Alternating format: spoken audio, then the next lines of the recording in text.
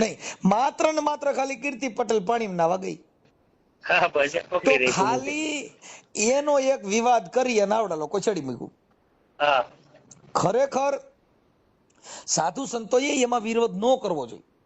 નો કરવો શું કામ? નમસ્કાર મિત્રો, ગુજરાતની અંદર અત્યારે ખૂબ મોટો વિવાદ ચાલી રહ્યો છે. કીર્તિ પટેલ જુનાગઢના મેળાની અંદર નાવા ગઈ હતી, તે વાતને લઈ ખૂબ મોટો વિવાદ થયો હતો. આ વિવાદની અંદર મનસુખ રાઠોડની એન્ટ્રી થાય છે અને એક ભાઈ જે છે એની જોડે વાતચીત થાય છે. અને અત્યારે જે કોલ રેકોર્ડિંગ વાયરલ થઈ રહ્યું છે, તે કોલ રેકોર્ડિંગની અંદર મનસુખ રાઠોડ જે છે કીર્તિ પટેલની સાઈડ હોય એવું લાગી રહ્યું છે. તમે પહેલા કોલ રેકોર્ડિંગ સાંભળો. તમને જો મજા આવે વિડીયોમાં તો વિડીયોને લાઈક, શેર અને સબસ્ક્રાઇબ કરી દેજો. અન્ના ઢગલા કર્યા, માણસોને આડા બરકી બરકીને ખવડાવતા, જેની કોઈ પત્રકારોએ કે કોઈ લોકોએ નોંધ લીધી નહીં. માત્ર ને માત્ર ખાલી કીર્તિ પટેલ પાણીમાં નાવા ગઈ હા બસ તો ઓકે રે ખાલી એનો એક વિવાદ કરી અને આવડા લોકો ચડી મૂક્યું. હા ખરેખર સાધુ સંતોએ એમાં વિરોધ ન કરવો જોઈએ. નો કરવો શું કામ? કે ભાઈ સંત છે નહીં તો બડે પરમાર હતી. હા સંત સહી બડે પરમાર હતી. તમને કહું, કબીર સાહેબે જે વેશ્યાવૃત્તિને ધંધો કરતી હતી ને એને શિષ્ય બનાવી હતી. હા કબીર સાહેબે, તમે કબીર બીજે વાંચી લેજો. હા જેને અજળ માણસો હતા, વાર્યા વરની એવા માણસો હતા, એને સંતોએ સમજાવીને પાર પાડી દીધા. હાજી આવડા લોકોએ જે અબૂધ હતા ને એને સમજાવવાને બદલે એની મત કેસ કર્યા. હા બરોબર હવે તમે વિચાર કરો, ક્યાં ધર્મ? માફ કરવું એ ધર્મ, માફ કરવું એ મોટો ધર્મ, માફ કરવું એ મહાન ધર્મ. પછી જે ગેરસમજણ છે એને સમજાવવું એ ધર્મ, એને ઉગ્ર કરવું એ ધર્મ નથી. આવડા લોકોએ સાધુએ તો બધે ઇન્ટરવ્યુ દીધા અને ઈ કેસને ઉછાળ્યો. જો મારી વાત સાંભળો, હવે ઈ કીર્તિ પટેલ એમાં નાવા ગયા તો ઈ ભલે ગયા તો એમાં ઈ એક જ થોડી નાવા ગઈ હતી. હા ઘણા હતા, ઘણા માણસો ગયા હતા, પણ માત્ર ને માત્ર આની માત્ર રાગ દ્વેષ રાખીને કેસ થવામાં આવ્યો. હા બરોબર. શેના માટે? હવે જો ધર્મ થકી, ધર્મએ કીધું છે કે ભાઈ માફ કરી દો, હા માફ કરી દો. સંતોએ કીધું માફ કરો. હાજી હાજી જેટલા સંતો થયા એને બધે તમને શાંત રહેવાનું કીધું. આ બધી વસ્તુમાંથી તમે નિરંતર બની જાઓ, આ ધર્મએ કીધું. પણ જેમાં રાજકારણ ગાયલું, જેમાં લાગવગ ગાયલી, એટલે ઓલા લોકોને જેને ડામવાના હતા એની માથે જાણી જોઈને કેસ કરવામાં આવે. હા બરોબર છે. એટલે હું કોઈ સંજોગમાં, હવે પછી મારે સાંભળો, જે કીર્તિ પટેલ છે એ એક સ્ત્રી છે. હવે ઈ સ્ત્રી છે, એની અંદરથી કદાચ કોઈ રતન નીપજે તો બાપુ આ દેશના કોઈ ધારાસભ્ય નીપજે, કેમ કે ઈ તો સ્ત્રી છે બાપુ. કદાચ એની વાણીથી, જીભાનથી વાણી વિલાસ ખરાબ હોય. આપણા શરીરની અંદર બધા ભાગ રહ્યા ને, બધા અવયવો એ બધા પવિત્ર નથી. હા બરોબર છે. ઘણા અવયવો એવા છે કે જે દુર્ગંધ વાળા છે. હા સવાલ મળમૂત્રની જગ્યા છે એ સુગંધી નથી, એ દુર્ગંધ વાળા છે. હા બરોબર બરોબર. તમે જે મંદિરમાં, તમે તમારા દરગાહમાં જાવ એટલે પાક થઈને જાવ. હા અમારા મંદિરમાં જાય એટલે નાઈને જાય. હા પણ એ અંદરથી જે તમે કહો છો કે આત્મા, એ આત્માથી નાવાનો હાબુ કે મળતો નથી, માણસોને સ્વીકારવું નથી. બસ એટલે ને કબીર સાહેબે કીધું, સાહેબ કે જો કદાચ કપડા મેલા થઈ ગયા હોય તો એના અત્યારે પાવડર ના સોડા આવી ગયા છે, ધોળા કપડામાં ડાઘ પડ્યા હોય તો સાફ થઈ શકે. હા પણ સાહેબ મને એ નથી સમજાતું કે સમાજની અંદર એકાબીજા જે, તમારું તો ઠીક, ચાલો અમે મુસલમાન છીએ, તમે તો હિન્દુમાં જાઓ, પણ વેર જે માણસો ઝેર ભરે છે એ કઈ રીતના એને નીકળતું કેમ સંતમતની વાત છે ને સાહેબ, અમે જો સંતમતની વાત છે ને ન્યા નથી હોતી, એટલે ન્યા કણે વિવાદ હોય છે. હા વિવાદ જો તમારે ટાળવો હોય તો તમે સ્વયં બની જાઓ, તમે નિરાકાર બની જાઓ. સાગરની અંદર માણસો નું મળ મૂતર પણ સાગરમાં જાય છે. હવે મારી વાત સાંભળો, જે ગંગાજળ છે ઈ ગંગાજળ ઘરની અંદર પવિત્ર કરવામાં જ્યારે ખૂણે નાખવામાં આવે છે. એનું ઈ ગંગાજળ બાથરૂમ ની અંદર તમને કહું હાથ પાણી લેવામાં વાપરવામાં આવે છે. પણ હું તમને કહું સાહેબ કે માણસો ઝેર જે છે, મારી બેબી અત્યારે નથી ભણતી, 8 ચોપડી ભણી છે પ્રાઇવેટમાં. હવે મારી બેબી 7મું ભણતી ને ત્યારે 2-4 દિવસથી મને ઓલું લાગ્યું કે આનું કઈક વર્તન ફેર છે, એટલે મેં પૂછ્યું કે શું બેટા કઈ તકલીફ છે, કોઈ સાહેબે માર્યું, કઈ શું થયું છે? એટલે મને કે પપ્પા એક દીકરી મારી ભેગી ભણે છે ને, કોળી છે, એટલે ઈ મારી બીજી જે મારી બાજુમાં બેનપણી બે છે ને, જે ભણવા મતલબ સ્ટુડન્ટ આવતા હોય, એને એવું કે છે કે આ મુસલમાન છે અને આની બાજુમાં નો બેહાય, એટલે કોઈ મારી બાજુમાં પપ્પા બેતા નથી અને મારી સાથે નાસ્તો જમવાય નથી બેતા.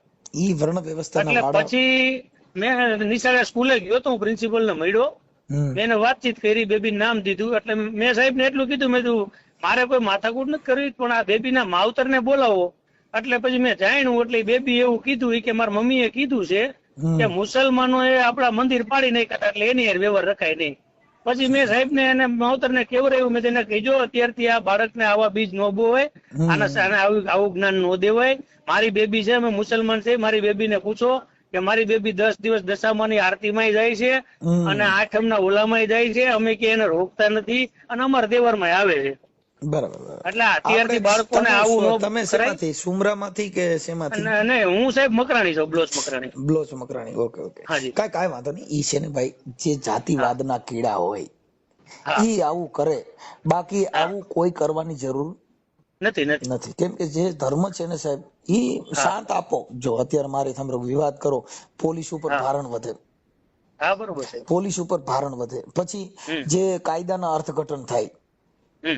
એટલે માત્ર આ દેશની અંદર સમજણની જરૂર છે, વિચારવાની જરૂર છે અને શાંત રહેવાની જરૂર છે. આ 3 વસ્તુ છે ને ઈ છે ભાઈ. જો એક જે ખેતી કરતા હોય ને એમાં ખાતર, મહેનત ને પાણી ન હોય ને તો ખેતી ન થાય. હાજી. જે ધર્મ છે એમાં સમજણ, સહન કરવું, અનબોધ આપવો, આ 3 વસ્તુ છે ને ઈ જેમાં ન હોય ઈ ધર્મ નિષ્ફળ જાય છે. હા, મૂળ તો ધર્મ તો ઠીક છે આપણે, પણ ઇન્ડિયામાં આપણે એજ્યુકેશન ની મેન વસ્તુ છે. એજ્યુકેશન નથી એટલે આ તકલીફ છે બધી.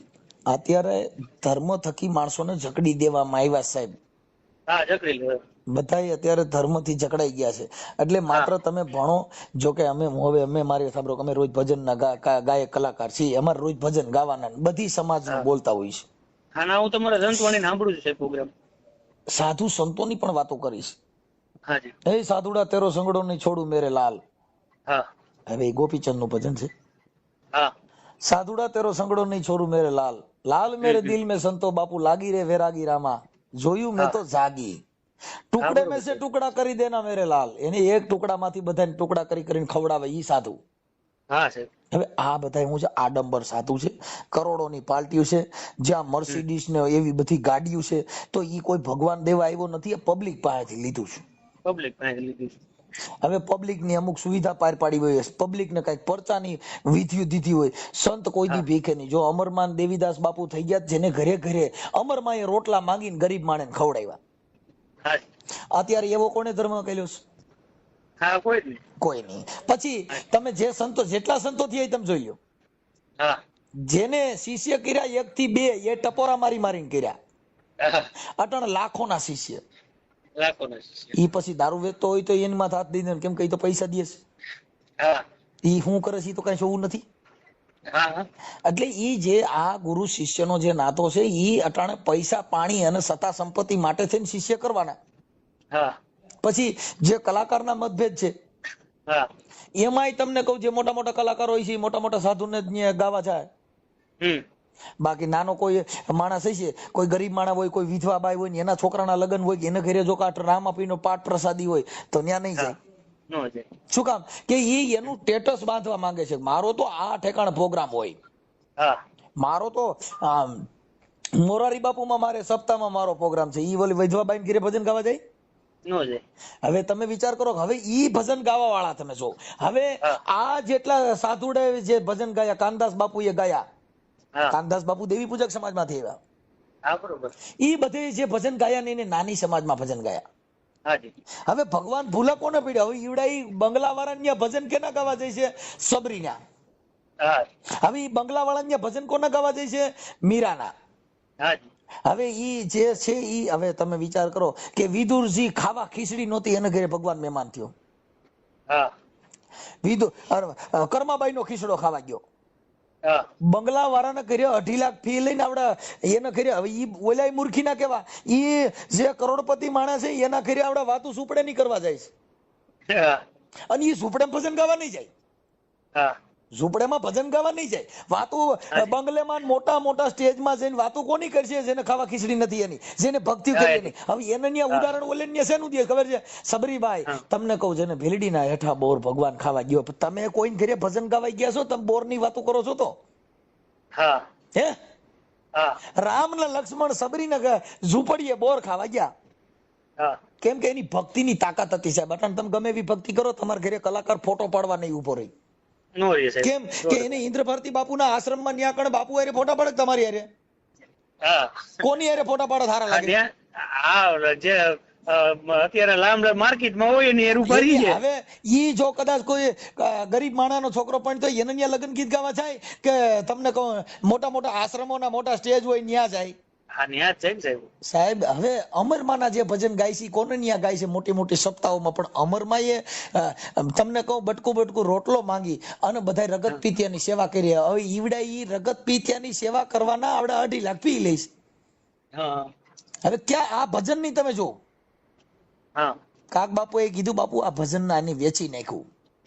હા આ વેચી નાખ્યા ભજન. અટણ વેચાતી મળે છે. અટણ કલાકારોના ફી તમે જો 2.5 લાખ રૂપિયા ની ઈ ન્યા કણે ઓલા ખાવા ખીચડી નથી એની વાતો કરે. હા તો એને સમાજ ઈ નથી કેતી કે ઈ તો બધું ઠીક, તમે આ સબરીની વાતો કરો છો. તમે કર્માબાઈ ની નરસિંહ મહેતા નાયત બારો મૂક્યો. હા એને મેઘવાળ સમાજમાં બધે ભજન ગાવા જતા તો નાગરની નાયતે નરસિંહ મહેતા નાયત બારા મૂક્યા. હા બરોબર. તો એને નાયત બારા મૂક્યા હતા. 300 માંથી એક નામ આવડતું હોય મને કહેજો. હા બરોબર. નાયત બારા મૂક્યા તો અમર નરસિંહ બની ગયા. હા અમરનરસિંહ કોણ બની બની? ગયા. જેને જેને સમાજ માથે ટીકાવું થયું, જેની માથે તમને કહું આવા બધા થયા તો અમર બની ગયા. અમર બની ગયા.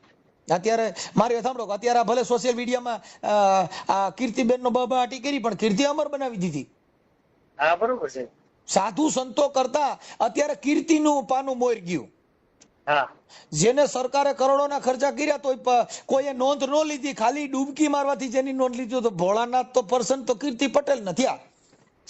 એને ત્યાં 100%. કે નથી? હા કીર્તિ પટેલ ને કે જેને સોશિયલ મીડિયાએ, સરકારે, પોલીસે બધાએ નોંધ કોની લીધી? કીર્તિ પટેલની. ભારતી બાપુની નો લેવાણી. આખા ભવના જુનાગઢના એક સાધુ સંતોનું નામ નો આવ્યું.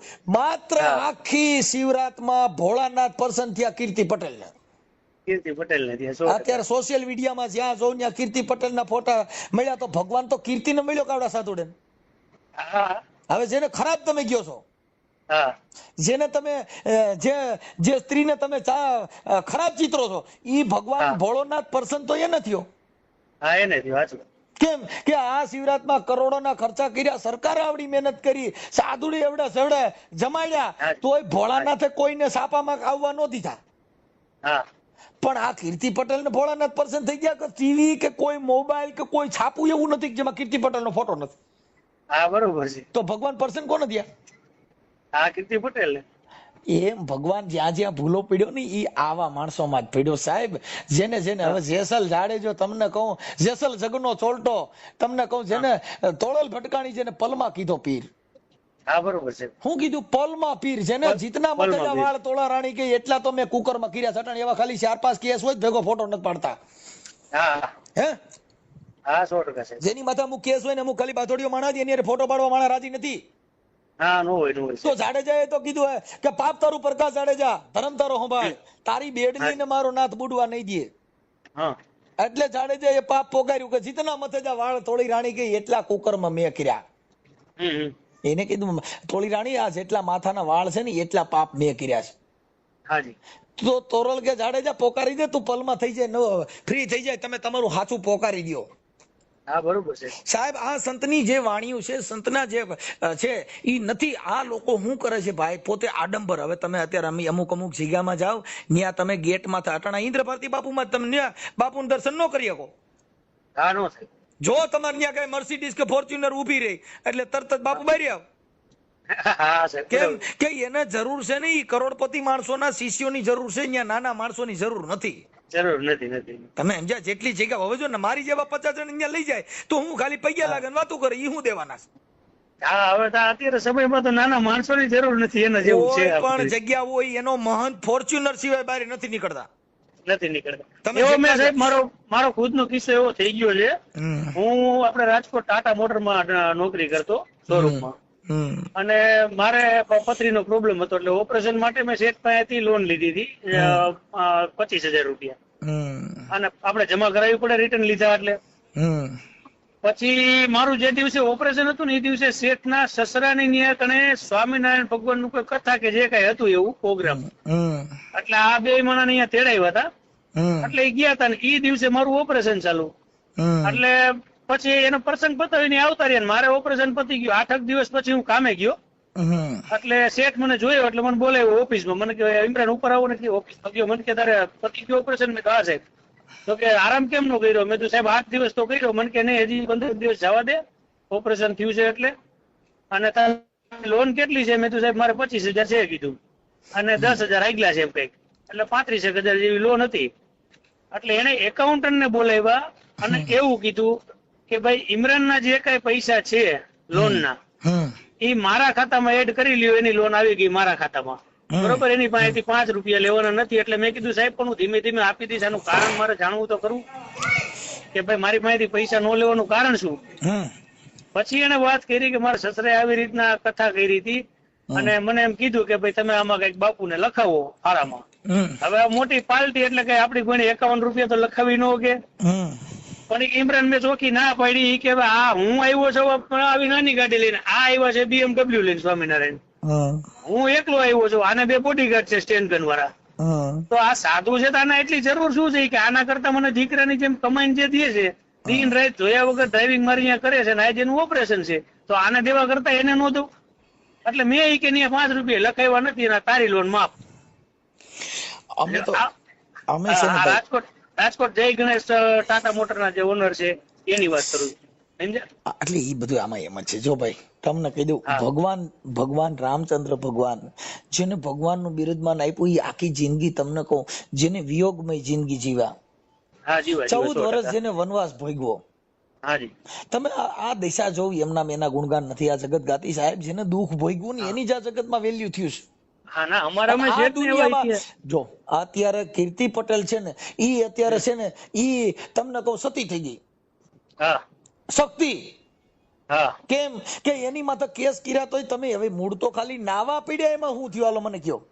કાઈ નહીં. તો હવે ઉભા તો એની અંદર એક કીર્તિ, એમાં તો ઘણી જે ભગવા ધારોમાં ઘણી છોકરીઓ ઘણી સાધવાણીઓ પણ અંદર હતા ને.